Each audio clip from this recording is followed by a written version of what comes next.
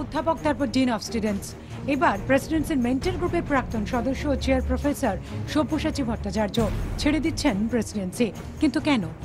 ইদানিং আমার মনে হচ্ছিল যে আমি যেরকম কথা ভেবে এখানে এসেছিলাম সেই ভূমিকায় আমাকে যদি সত্যি সত্যি সেই ভূমিকাটা পালন করতে হয়, যাতে আমি নিজে খুশি থাকি, আমার সহকর্মী কর্মিনীরা তারা খুশি হন, ছাত্রছাত্রীরা খুশি থাকেন, সেইটা করার পথে অন্তরায় আসছে বলে আমার মনে হয়েছিল। উপাচার্যের দায়িত্ব তাকে দিতে চাওয়া হয়েছিল।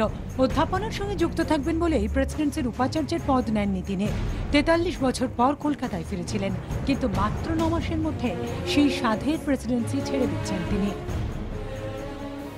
ইংরেজিতে এটাকে প্লুরালিস্ট বলে, যে শেষ পর্যন্ত সিদ্ধান্ত একটা হবে, কিন্তু সেই সিদ্ধান্তে পৌঁছানোর আগে অনেক দিক আমরা ভেবে দেখি। আমার অভিজ্ঞতায় যে ধরনের ইনস্টিটিউশন এগোয় তাদের মধ্যে এইটা একটা খুব গুরুত্বপূর্ণ ব্যাপার, প্লুরালিজমকে একটা জায়গা দেয়া। যে আমার এখানে থাকলে লাভের চেয়ে ক্ষতি বেশি।